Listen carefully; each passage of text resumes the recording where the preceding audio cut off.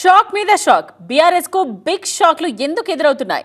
మండల చైర్మన్ మన్ కి బాధ ఏంటి? కేసీఆర్ తనకు కూడా అపాయింట్మెంట్ ఇవ్వలేదని వాపోయారు గుత్తా సుఖేందర్ రెడ్డి. అంతేకాదు కేసీఆర్ చుట్టూ ఉన్న కోటరీ వల్లే బీఆర్ఎస్ కు ఇంత దుస్థితి వచ్చిందన్నారు. కేసీఆర్ పెంచి పోషిస్తూ ఉన్న లిల్లీ పుట్లతో పార్టీకి నష్టమన్నారు. గుత్తా వ్యాఖ్యలపై స్పందించారు మాజీ మంత్రి జగదీష్ రెడ్డి. ఈ రాష్ట్రంలో లిల్లీ పుట్స్ రాజ్యం వెళ్తున్నాయి. అట్లనే ఆయన కూడా కొంతమంది లిల్లీ పుట్స్ తయారు చేసిండు ఈ జిల్లాలో. చాలా తెలియాలి ఎందుకు ఈ దురవస్థ వచ్చింది. ఉండేటువంటి ఏదైతే సమూహం ఉందో ఆ సమూహం మూలాన్ని వాళ్ళ ఈ పరిస్థితి బీఆర్ఎస్ పార్టీకి వచ్చింది.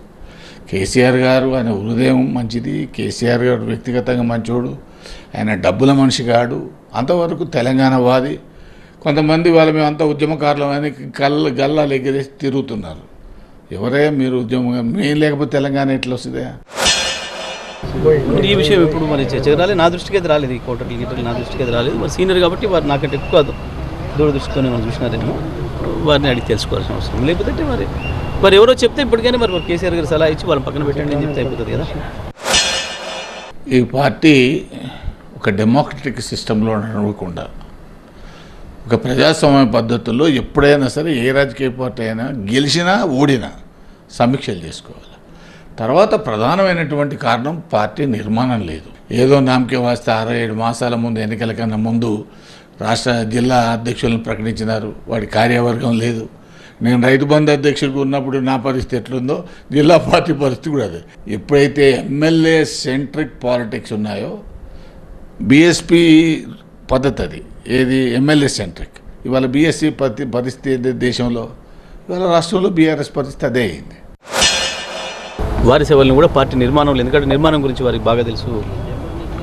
ఇది చాలా అనుభవాలు ఉన్నాయి. ఈ రాష్ట్రంలో ఏ పార్టీ నిర్మాణం ఎట్లా ఉందనే విషయంలో వారికి ఉన్న అనుభవాన్ని మొత్తం తీసుకొని బీఆర్ఎస్ పార్టీ నిర్మాణానికి కూడా ప్రయత్నం చేయాలని చెప్పి కేసీఆర్ గారు భావించారు.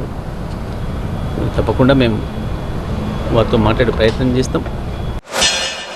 పార్టీ ఒక నిర్మాణం ఎప్పటికప్పుడు సమీక్ష ఉండాలా.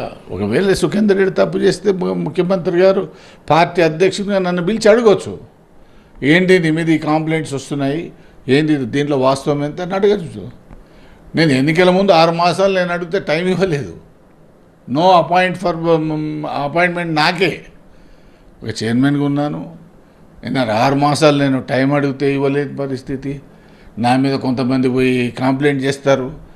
కంప్లైంట్ చేస్తే దాని వివరణ నన్ను అడగాలి, లేకపోతే నేను చెప్పేదానికన్నా టైం ఇవ్వాలి. నా ఇది లేదు, నా అది లేదు. మరి ఏం చెప్పాలి వారికి? అడిగిన విషయం కేసీఆర్ గారికి చేరిందా లేదా, మరి ఎందువల్ల సమయం దొరకలేకపోయిందనే విషయం మాట్లాడతాం వారితో. పెద్దగా దీనికి అంత పెద్ద రాజకీయ ప్రాధాన్యత ఉందని నేను అనుకోవడం లేదు. ఏం జరిగింది ఆ విషయంలో అనేది, ఎక్కడ గ్యాప్ ఉంది ఏంది అనేది కూడా తెలుసుకునే ప్రయత్నం. కేసీఆర్ను కలవకుండా చేసేదానికి ఎవరు కుట్రలు పడినారని తెలుసు, ఎవరి మీద పితూరులు చెప్తారని తెలుసు. ఏనారా ఇప్పుడు నా మీద కూడా చెప్తారు, ఈయన పోయి ఏదో మాకు వ్యతిరేకంగా చెప్తారు. అసలు నాకు ఇంటర్వ్యూ ఇవ్వకపోతే నేను చెప్పేది ఎక్కడితే అది ఇదే ఎక్కడిది ఏంది ఏనారా. అయితే దీనిలో ఒకటి మాత్రం వాస్తవం, ఎప్పుడైనా పార్టీ సమీక్షించుకోవాలా, ఏ విధంగా ముందుకు పోవాలనేటువంటి ఆలోచన చేయాలి. ఇవాళ ఆ పరిస్థితులు లేకుండా ఒక 5-6 జిల్లాలే బాగా డ్యామేజ్ అయినాయి. అటు ఖమ్మం కావచ్చు, ఇటు నల్గొండ కావచ్చు, అటు మహబూబ్ నగర్ కావచ్చు, అటు నిజామాబాద్ కావచ్చు. ఎందుకు కారణమైనాయి? ఇక్కడ నువ్వు పెట్టుకున్నటువంటి మంత్రుల యొక్క పనితీరు.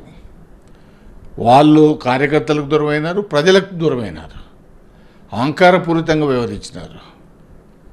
నేను మొదటిసారి ఎంపీ అయినాటికి వీళ్ళు అంగిలాకు కూడా చక్కగా దొరకని వాళ్ళు మంత్రులైనారు.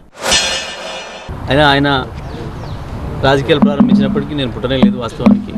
అంత సీనియర్ వారు ఇట్లా మరి ఉద్దేశంతో ఉన్నారు, ఎట్లా అన్నారు ఒకసారి మాట్లాడే ప్రయత్నం చేస్తాం తప్పకుండా. పార్టీ ఇప్పుడు ఇవన్నీ కూడా పాపం ఎవరైనా చెప్పినా వారు ఎంచుకున్నా నాకు తెలియదు, కానీ ఎప్పుడు కూడా మా మధ్యన ఎప్పుడు జరగలే. వారంటే మాకు ఎప్పుడైనా మొదటి నుంచి గౌరవం ఉంది. కేసీఆర్ గౌరవించిన వాళ్ళని ఎవరైనా నేను గౌరవించిన బ్రహ్మాండంగా, ఎవరు సందేహం ఏం లేదు. మాకు ఎప్పుడు ఎటువంటి గ్యాప్ లేకుండే మా మధ్యలో. ఇప్పటికీ కూడా రాష్ట్ర పార్టీ పునరాలోచన చేసుకోవాలి, ముఖ్యమంత్రి గారు పునరాలోచన చేసుకోవాలి. ఈ వందమాగదులు చెప్పేటువంటి పితూరులను పక్కకు పెట్టాలి. పార్టీని గ్రామస్థాయి నుంచి నిర్మాణం చేసుకోవాలి. ఆ వైపు ఆలోచన చేస్తే పార్టీలు బతుకుతాయి తప్ప లేకపోతే పార్టీలు బతుకుతాయి. తప్పకుండా వారు కోరి ఎట్లా భూమి మీద నడవాలనే విషయం చెప్తే వారు చెప్పిన దారిలో నడుస్తారు. మా వాళ్ళు మళ్ళీ గెలిచే ఉపాయం కదా వారు చెప్పేది. తప్పకుండా వారు మళ్ళీ గెలవడానికి ఈ పార్టీకి వారు ఇచ్చే సలహాలని తప్పకుండా తీసుకుంటాం. వారు చెప్పిన పద్ధతిలో నిర్మాణాన్ని కూడా చేయడానికి ప్రయత్నం చేద్దాం. మంచిది ఎవరు వారు చెప్పింది మంచి అయినప్పుడు మంచిది తీసుకోవాల్సిందే, తప్పకుండా తీసుకుంటాం.